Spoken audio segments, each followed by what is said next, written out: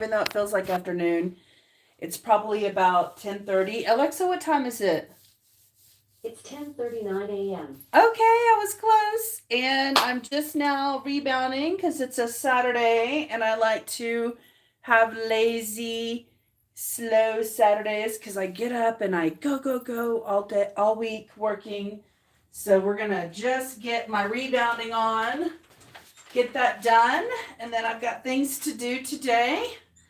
Here, this looks like it's turned sideways. How about that? Just a little bit. All right.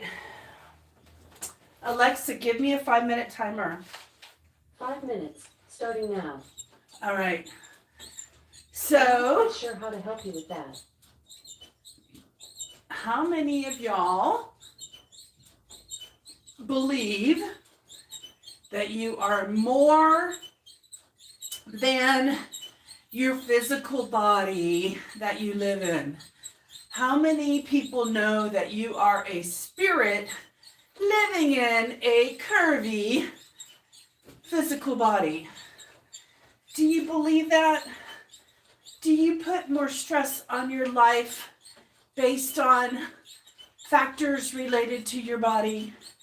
Do you criticize yourself and judge yourself based on physical attributes of your body?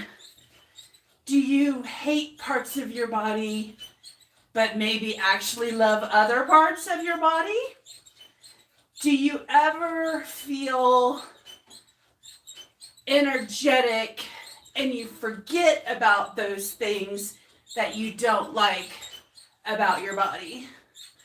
Well, the mind is an important piece of the physical body that you live in. So last Sunday, my sister and I went to do an Egyptian immersion experience where we got to go to Egypt in some virtual reality goggles. And I've never done that particular thing before, where you walk around through visual software in your eyes. And it was so interesting because it showed you how, okay, stay with me on this analogy. It showed you how powerful your mind was to affect your feelings. And the reason I say that is because there were moments where the software was, the floor was splitting open and the floor was moving. And because we were seeing that the floor was moving, your body had a reaction like it needed to grab onto something or stabilize, when we were literally in like a flat warehouse floor. No floor was splitting open. But because you were seeing in the virtual reality that the floor was splitting open, you felt unstable. And so the analogy that I'm making that about is to show you that whatever your mind is perceiving has a visceral, a physical, a reactionary experience in the body. So if you look at yourself in the mirror and you don't like what you see and you can't appreciate aspects of yourself to feel good about who you are, then you are creating negative reactions in the body. Some of those could possibly be harmful or detrimental to your health.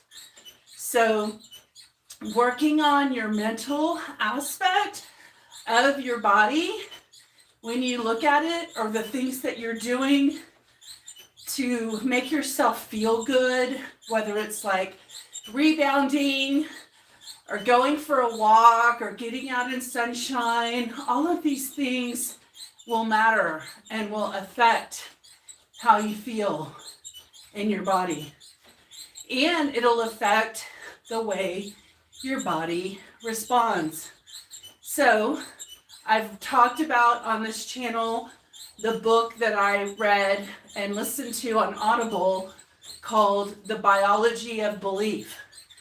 And this virtual reality experience was such a good example of how, based on my belief system of what I was seeing, my body was having a reaction.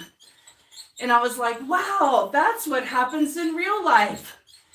When we watch certain things, when we see certain things, when we expose ourselves to certain things, it can all have a response in the body. So this is why it's so, Alexa, stop. This is why it's so important to protect and preserve what you're exposing yourself to and what you are watching, okay? Alexa, stop. So I'm going to tell y'all, I just thought of another story real quick to tell y'all, okay, before I go. Oh, so when I was young, I was second grade. My teacher used to ask me to do an errand for her. She would ask me every morning to carry her lunch to the cafeteria, and the cafeteria ladies would put it in the refrigerator. And I was always so friendly. I like a little 7, 8-year-old, friendly to the cafeteria ladies. And they liked me. And they had fun with me coming to visit every day. And that was my duty, to take her lunch and put it in the refrigerator at the cafeteria. I had to walk back. So she had to trust me. But you know what? Those cafeteria ladies used to reward me for my funness with a cookie.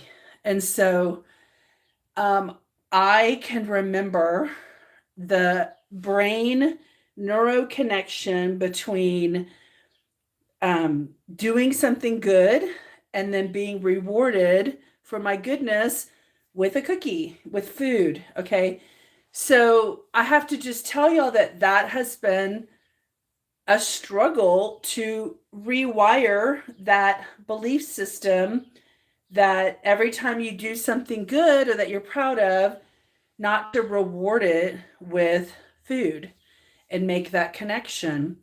And I saw a couple on an influencer couple that's very popular. They have lots of followers, and they were rewarding their 1-year-old daughter. If she skied down the mountain, she would get the donut.